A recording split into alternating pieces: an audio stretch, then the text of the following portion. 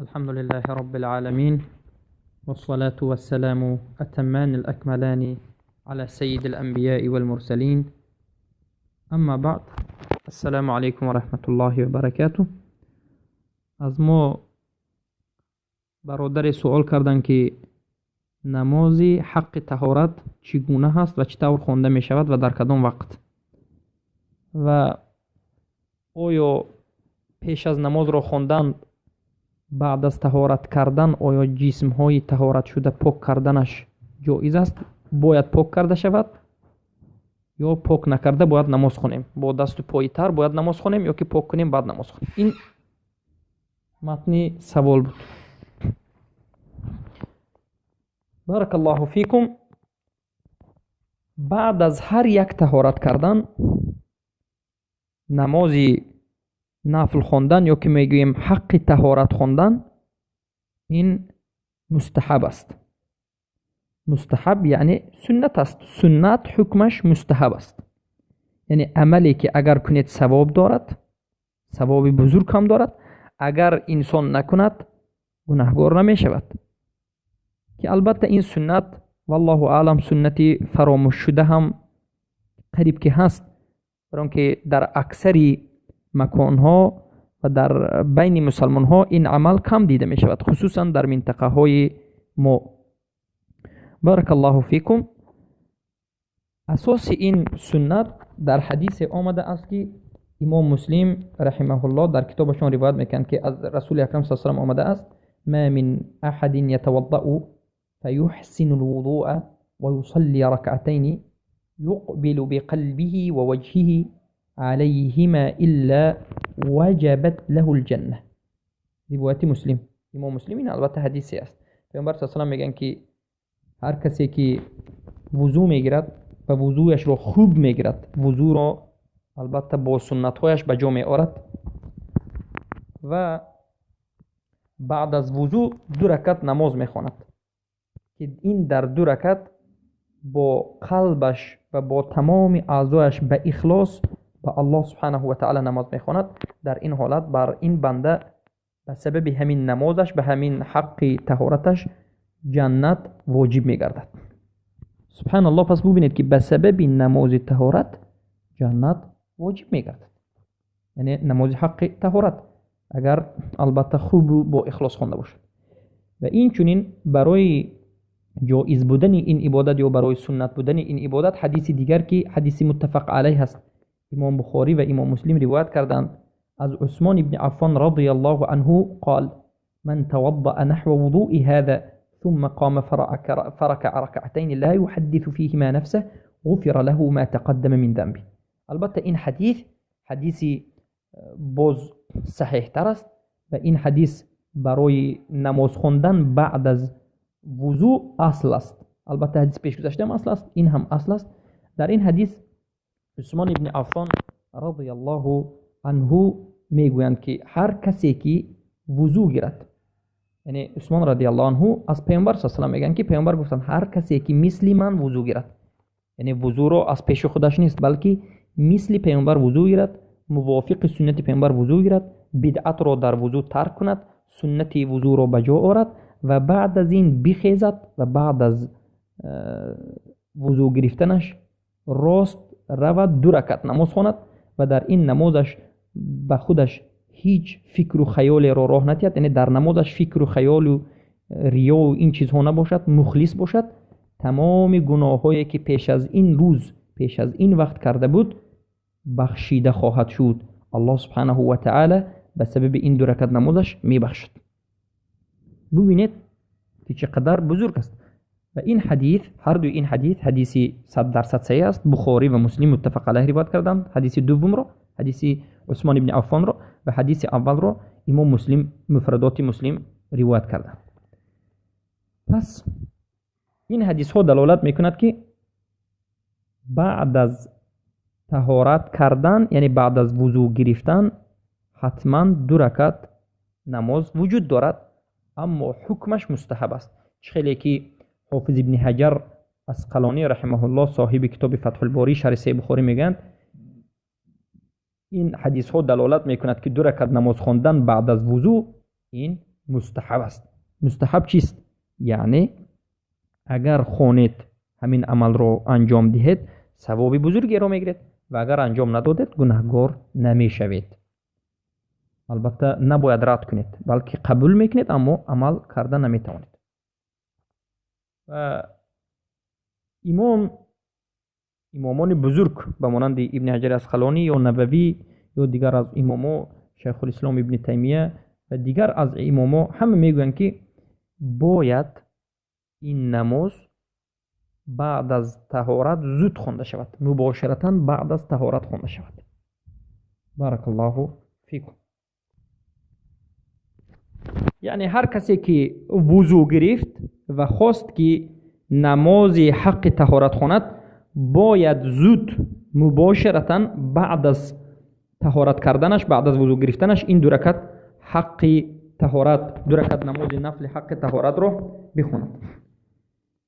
و امام نووی رحمه الله میگویند که بعد از طهارت کردن، مباشرتا بعد از طهارت کردن، بعد از وضو گرفتن، دو رکعت حق طهارت خواندن، دو رکعت نماز خواندن این صحیح است و در این مسئله حدیث ها ذکر شده است. البته حدیث هایی که ما به شما ذکر کردیم این سخن رو در مجموع شرح المهذب ذکر کردن. و اینچون شیخ الاسلام ابن تیمیه رحمه الله میگویند که ويستحب أن يصلي ركعتين عقب الوضوء ولو كان وقت النهي وقاله الشافعية. در مجموعة الفتاوى مجله پنجم ذکر کردن. شیخ الاسلام ابن تیمیه میگن که و مستحب است که بعد از طهارت کردن زود دو رکعت نماز خوانید.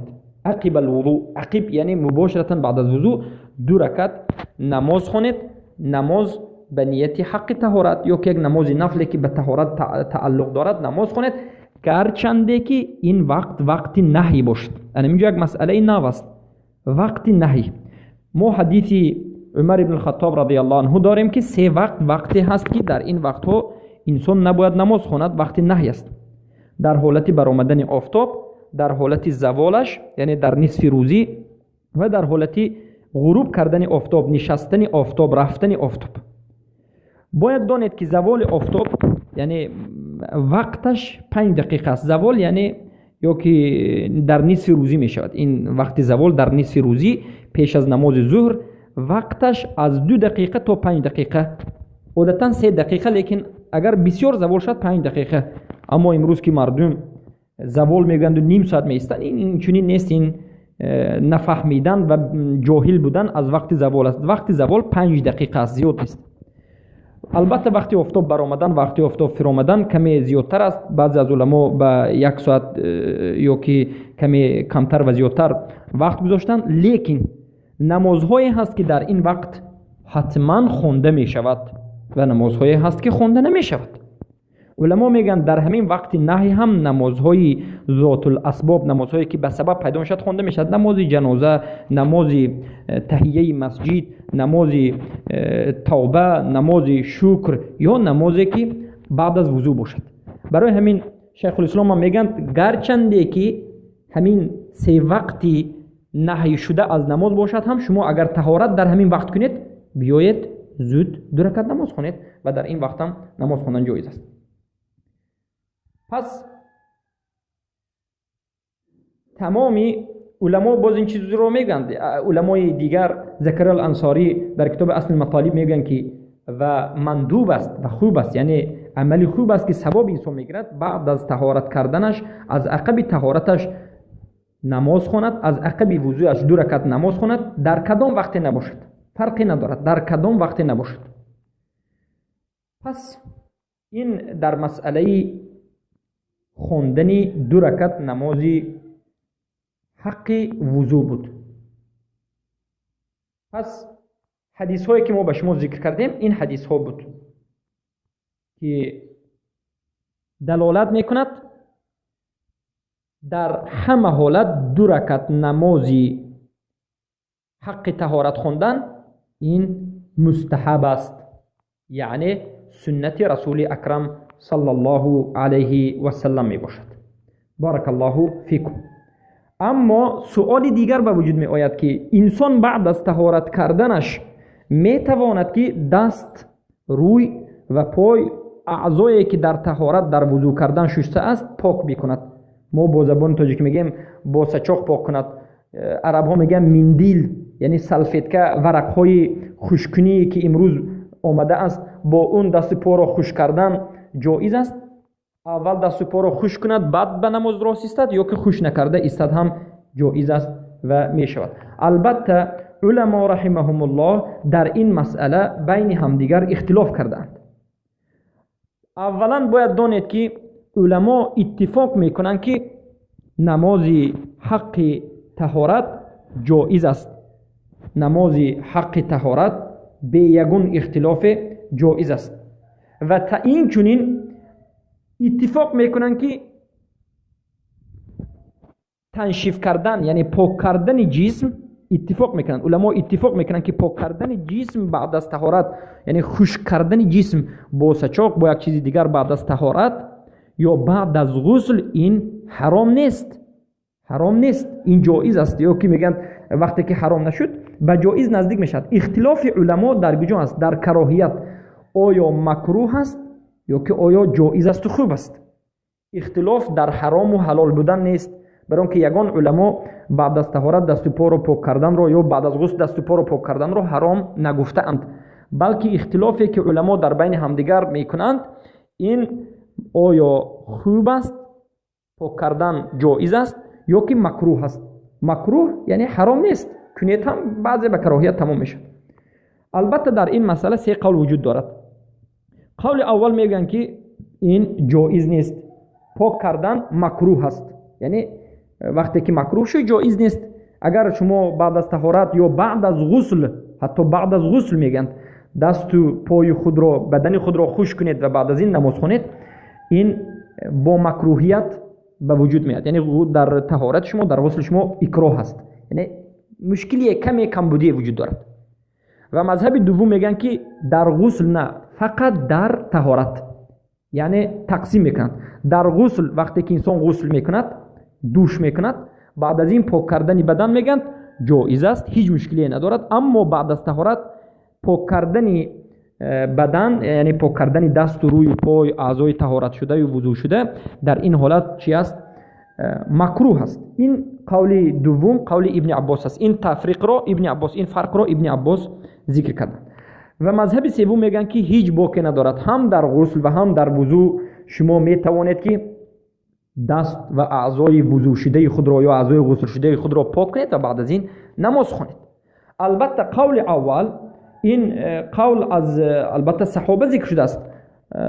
عبدالله ابن والله اعلم عبدالله ابن جابر، در حقیقت عبدالله ابن جابر و این چنین البته جابر ابن عبدالله رضی الله عنه، صحابه جابر ابن عبدالله و عبدالرحمن ابن ابي ليلى، اینو صحابگان از تابعین. سعید ابن المسیب داماد عبدالرحمن داماد ابو هریره و امام نخعی استاد امام ابو حنیفه و مجاهد شاگرد محدث و تفسیر قرآن شاگرد ابن عباس و ابی العالیه، اینها میگن که وضو بعد از وضو کردن و بعد از غسل کردن پاک کردن مکروه است. انا من علما میگن که مکروه است. از صحابگان جابر ابن عبدالله و عبدالرحمن ابن ابي ليلى و از تابعین سعید ابن المسیب و از علما نخعی مجاهد ابی العالیه و غیره. ابن عباس میگن که مکروه فقط در وضو است، پاک کردن اعضا در وضو مکروه است، خشک کردنش مکروه در فقط در وضو است، نه در غسل. فرق میگذارند. قول سوم قول دیگر از صحابگان است که ابن منذر در کتاب اوسط ذکر میکنند که بعضی از علمای دیگر از صحابگان شروع میشد پاک کردن اعضا را بعد از وضو یا بعد از غسل مباح دانستند. مباح چیز عادی است. بمانند این صحابگان عثمان ابن عفان رضی الله عنه و حسن ابن علی و انس ابن مالک و البته از عبدالله ابن مسعود هم روایت شده است. از عبدالله ابن مسعود هم روایت شده است و این چنین بشیر ابن ابی مسعود، حسن بصری از تابعین و ابن سیرین و علقمه و اسود و مسروق و ضحاک و ثوری و مالک و مذهب ابو حنیفه و شاگردانشون و احمد امام احمد ابن حنبل و اسحاق ابن راهوی استاد امام بخاری. همه این علما میگویند که چخیلی که ابن منذر در کتاب اوسط خود ذکر میکنند، این علما و صحابگان میگویند که بعد از وضو یعنی بعد از طهارت و بعد از غسل هم پاک کردن جسم و خشک کردنش با چیزی خوب و پاک این جایز است، مباح است. مباح یعنی کنید هم مشکلی ندارد، نکنید هم مشکلی ندارد. البته کسانی که این عمل را مکروه میگویند دلیلشون چیست؟ یعنی مذهب جابر ابن عبدالله و عبدالرحمن ابن ابی لیلا یا مذهب ابن عباس در وضو پاک کردن و خشک کردن رو که مکروه میگن، دلیلشون چیست؟ دلیلشون حدیثی است که در امام بخاری ذکر شده است. امام بخاری یک حدیث رو از زن پیامبر صلی الله علیه و میمونه ذکر میکنه. میمونه رضی الله عنها وقتی که پیامبر صلی الله علیه و سلم طهارت یا وضو میگرفتند به نزدشون یک مندیل را بردند. یعنی وقتی که پیامبر صلی الله علیه و سلم وضو میگرفتند، میمونه رضی الله عنها به نزد پیامبر صلی الله علیه و سلم مندیل بردند. مندیل به مانند امروزه ورقها و کاغذهایی که بدن رو خوش میکنیم، باز به زبان روسی به شما معروفتر است سلفیتکه، این رو به زبان عربی مندیل میگن. مندیل رو بردن تا که پیامبر صلی الله علیه و سلم اعضای طهارت کردهشون رو، دست و رویشون رو خشک کنند. پیامبر صلی الله علیه و سلم رد کردند، قبول نکردند و دست و پایشون رو خشک نکرده رفتند و به نماز ایستادند. این حدیث دلیل کسانی که میگویند بعد از طهارت نباید انسان دست و پایش رو پاک کند و بعد از غسل یگون حدیث نآمده است، بلکه به همین حدیث غسل رو قیاس میکنند که البته قیاس در این باب نمیشه وقتی که پیامبر صلی الله علیه و سلم نکرد. اما کسانی که میگویند که مباح است، هیچ باکی ندارد، دست و پا رو خشک کردن پاک کردن باکی ندارد، میگن که معنای حدیثی که از میمونه ذکر شده است که پیامبر صلی الله علیه و سلم دست و پا رو پاک نکردن، این برای مکروه بودن دلالت نمی کند، بلکه برای اولا دلالت میکند. بهترش و خوبش انسان دست و پا رو بعد از وضو و بعد از طهارت پاک نکرده باید نماز رو خواند. این خوب است، ثواب زیادتر دارد، چون که پیامبر صلی الله علیه و سلم عملا اجرا کرد. اما دست و پا رو پاک کردن مکروه نیست. از این حدیث معنای مکروهی گرفته نمیشد، بلکه معنای خوب و افضلیت و اولویت گرفته میشد. یعنی خوبش، افضلش، اولویتش این که دست و پا رو پاک نکرده نماز خونید. اما در جایی که ضرور است که دست و پا رو پاک کنید، اگر پاک نکنید ضرر میبینید، کسل میشوید، مریض میشوید، خصوصا در مکانهایی که انسان احتیاج برای خشک کردن بدنش هست، در بیرون یا که در جایهایی که مکانی سرد است و خنک است که انسان به سبب پاک نکردن به کسلی ها گرفتار میشد. در این حالت پاک کردن یک امری ضروری است، یک امری حاجت است، برای که این به حفظ نفس به ضروریات خمس تعلق دارد. پس بارک الله فیکم، این بود مسئله نماز حق طهارت و بعد از حق طهارت چگونه انسان، یعنی بعد از طهارت چگونه انسان خودش را خوش میکرد یا نمیکند صحبت کرد. مختصری سخن همین است که نماز حق طهارت بعد از وضو باید مباشرتاً زود خونده شود. یعنی وقتی که طهارت کردید زود بیاید به سوی قبله ایستید، در جای پاک 2 رکعت نماز حق طهارت خونید. و البته نیتش همین نیت حق طهارت است، اما به قلب است، نیت نفل است. نیت ما همیشه میگیم که با دهان بدعت است، با زبان نیت کردن بدعت است، از رسول الله صحابگان هیچ واردی نشده است. پس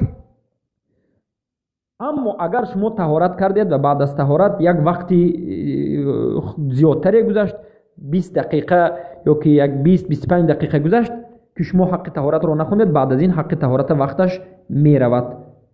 یعنی وقتی نماز طهارت، وقتی نماز حق طهارت کدام وقت است؟ بعد از طهارت مباشرتا، زود، فوراً باید زود بیاید نماز خوانید. اما وقتی که یک وقتی معین از بین شما گذشت، بعد از طهارت نماز نخوندید، 20 دقیقه این چنین وقتا گذشت، وقتی یک نماز فرضی خوندن گذشت، در این حالت چی میکنید؟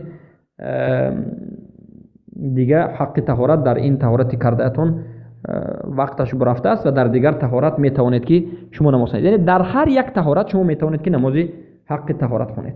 بارک الله فیکم. اما مسئله پاک کردن یا نکردن مختصرش این است که پاک کردن جایز است، مباح است، باکی ندارد. اما اگر شما در عربستان سعودی باشید، در مدینه منوره باشید، در مکه مکرمه که هواها گرم است، یا در یک منطقه گرمی باشید یا در فصل تابستان باشید، طهارت کنید و توانید که پاک نکرده نماز خانه دخول نخورید، مریض نشوید. در این حالت پاک نکردن افضل است، چخیلی که باز دیگر حدیث ها به این دلالت میکند که پیامبر صلی الله علیه و آله میگند قطره، هر یک قطره که از جسم شما میریزد از آب طهارت گناه های شما را با خود میبرد. بارك الله فيكم. سبحانك اللهم بحمدك أشهد أن لا إله إلا أنت أستغفرك وأتوب إليك.